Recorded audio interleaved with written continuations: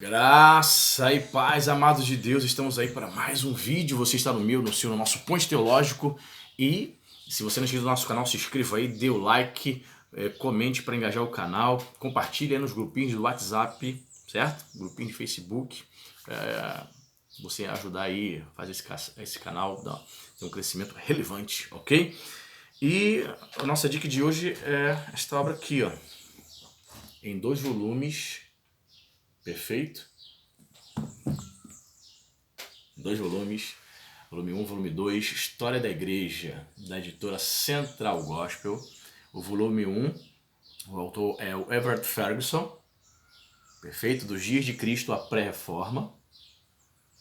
A ascensão e o crescimento da igreja em seu contexto e seus contextos cultural, intelectual e político, perfeito. É uma obra com, no volume 1 temos aqui 640 páginas, e o volume 2, 2 autores, que é o John Woodbridge e Frank A. James III, 2 autores para escrever o segundo volume, que tem muito mais conteúdo, com 1087 páginas, mais 640, né? Então temos mais de 1700 páginas, queridos, ok? Uma obra aí considerável. Talvez você esteja aí procurando para seus trabalhos, de conclusão de curso, seu TCC, sua pós-graduação, seu mestrado aí, uma bibliografia para se falar de história da igreja. E eu tenho gostado dessa obra, estou no início ainda da leitura, né, diferentemente de outros livros que já li todo. Esse aqui estou no início, praticamente não li quase nada desses 2 volumes. Na contracapa aqui dos 2 volumes nós temos o seguinte dizer aqui, ó, da editora: a história da igreja oferece uma visão contextual, contextual única de como a igreja cristã se espalhou e se desenvolveu. O crescimento da igreja deu-se em um cenário de tempos, culturas e acontecimentos que tanto a influenciaram como foram influenciados por ela. A história da igreja examina atentamente a ligação essencial entre a história do mundo e da igreja. O volume 2 apresenta o crescimento da igreja desde um pouco antes da reforma e se estende pelos próximos 500 anos até os dias atuais, preenchido com quadros e ilustrações. A obra é um relato dos altos e baixos, dos triunfos e das lutas do movimento cristão, oferecendo uma visão única dos contextos cultural, intelectual e político da igreja cristã. Vamos analisar aqui o volume 1, com 640 páginas, sumário.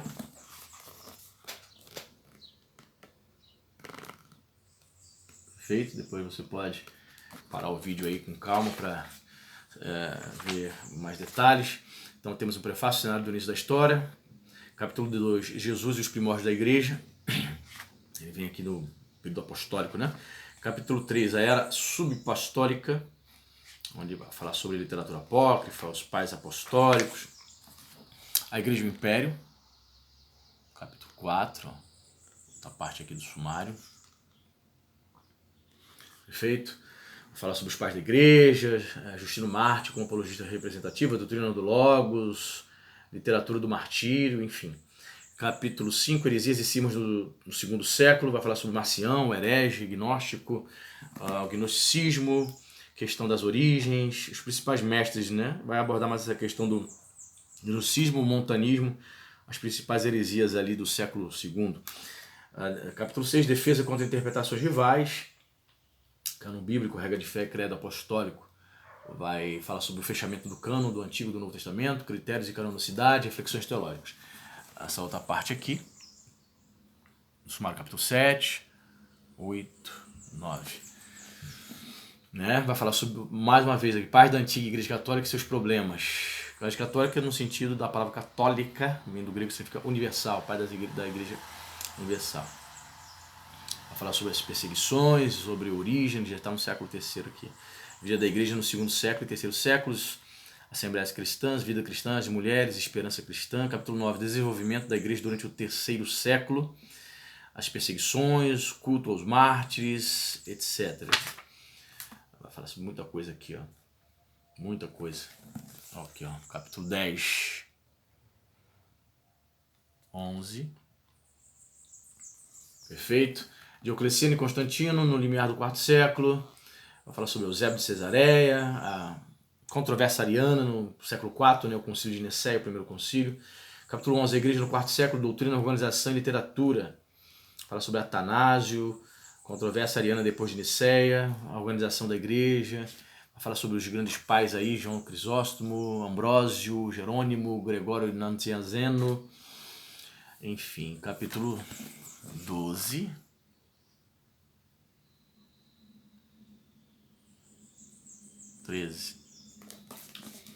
Monacismo, expansão, vida e culto, a Igreja no quarto século.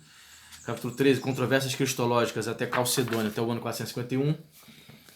Aí vem o capítulo 14. Perfeito. Agostinho, Pelágio e semi-pelagianismo, interessante para quem está estudando essa questão pelagiana, a vida de Agostinho. Capítulo 15, transições da Idade Média, migrações germânicas, desenvolvimentos doutrinários e papado, que é um período também muito interessante de estudar a história da igreja ali na era medieval. Aí vem o capítulo 16, bastante conteúdo, né? 17, 18. Capítulo 17, igrejas orientais e ocidentais no 5º século e 6º século. 17, igrejas orientais do 7º século, século XI. Capítulo 18, igreja ocidental do 7º ao 9º século. Capítulo 19, tem bastante coisa, hein? Vou correr um pouco mais aqui para esse vídeo não ficar muito longo. Capítulo 19, declínio, renovação da vitalidade do Ocidente no século, ao início do século II. Capítulo 20, o movimento da Reforma Papal e a Primeira Cruzada. Capítulo 21, 22.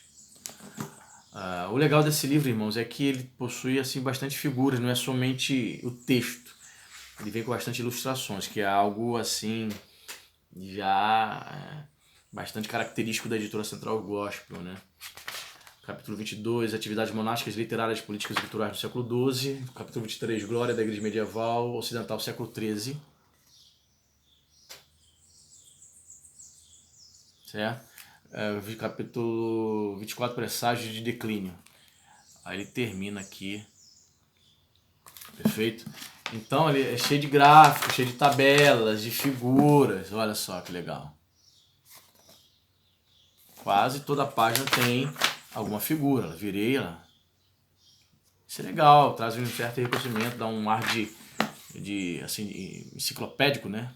Como se fosse um dicionário ilustrado. Perfeito?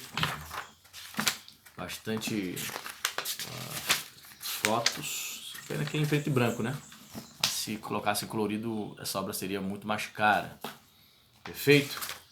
Então temos aí uma fonte, uma escrita bastante confortável. As letras não são aquelas letras, sabe, espremidinhas, aquela fonte espremida. Então dá para você ler tranquilamente. Perfeito? Então temos aí aqui fotos bacanas, né? Certo? Aí vem o segundo volume. O segundo volume, mais de 1000 páginas. Então ele tem muito mais conteúdo. Sumário aqui, ó.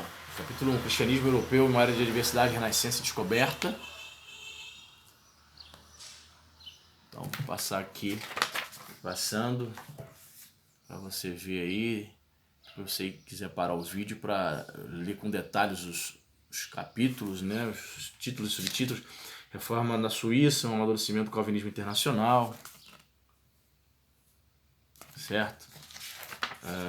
Os radicais e Roma, reações à reforma magistral do século XVI. Temos assim pouco abordados, né, pouco falado, pouco comentado. Reforma da Inglaterra, quando digo assim, reações à reforma magistral, né? As reformas na Inglaterra, a política da reforma no século XVI. Bastante interessante. Certo? Refinando a reforma, corrente teológica do século XVII. Então, quem gosta aí dessas questões teológicas. Perfeito? Então, então temos aqui o cristianismo e a questão da autoridade, século XVII. Bastante detalhes. As igrejas cristãs no continente europeu. Aí ele vai trazer aqui no finalzinho, capítulo 20. Olha lá, o catolicismo e ortodoxia, colisão de coligalidade. colegialidade, melhor dizendo, século XX.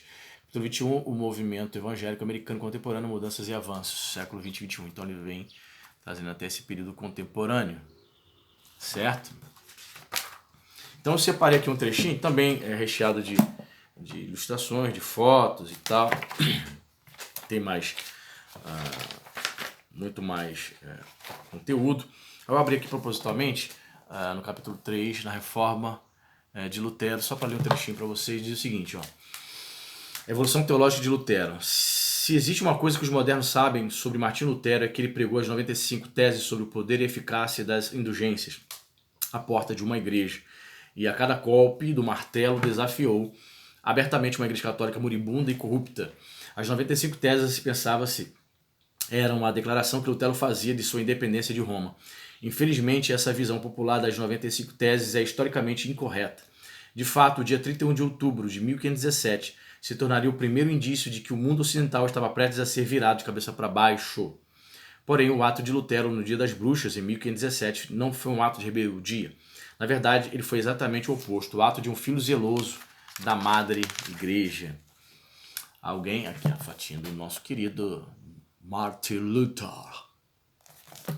Ok? Alguém, os estudiosos não têm certeza de quem, pegou o texto original das 95 teses de Lutero em latim, traduziu para o alemão e o distribuiu por toda a Alemanha. Quando os alemães perceberam que Lutero havia tomado uma posição contra os abusos da igreja, ele se tornou um herói em toda a Alemanha e a reforma nasceu. Os eventos de outubro de 1517 pegaram o monge escrupuloso de surpresa. Mas que tipo de homem era ele e de onde ele viera? Talvez um dos aspectos mais intrigantes da juventude de Lutero tenha sido a sua educação. Não eram todos os dias em que o filho de um camponês recebia uma educação universitária. O pai de Lutero, Hans Luther, era um respeitável, bem-sucedido mineiro da Turingia, que havia conquistado uma riqueza considerável, porém não enorme. Portanto, ele foi capaz de assegurar que o seu filho recebesse uma boa educação. Então vai trazer aqui um pouco sobre a vida de Lutero, sobre a sua origem, a sua vida monástica, né? E até chegar ali ao desafiar o grande John Tetzel, né? Que rodava aí a Europa, circulava para a Europa, dizendo que assim que uma moeda tilinta no cofre, uma alma sai do purgatório. Né? Todo mundo sabe que arrecadava dinheiro para a construção, na época, da Basílica lá de São Pedro, que lá em Roma, no Vaticano. Foi nesse período que estava sendo construída aquela basílica, então ele espoliava aí os camponeses, toda a Europa, o pessoal tinha que dar dinheiro aí, então ele inventava muitas mentiras teológicas para que as pessoas pudessem dar dinheiro. Não muito diferente de hoje, né? Então, temos aí essa obra aí. Diz pra mim o que você acha. Uma obra de mais de 1700 páginas, olha. Caramba. 2 volumes de História da Igreja, da editora Central Gospel. Eu recomendo. Muito boa, muito boa. Talvez aí o mais famoso, a mais famosa obra seja do Rusto Gonçalves, né? História do Cristianismo Ilustrado. Nós temos essas alternativas aqui. Ok? Deus abençoe e até o próximo vídeo.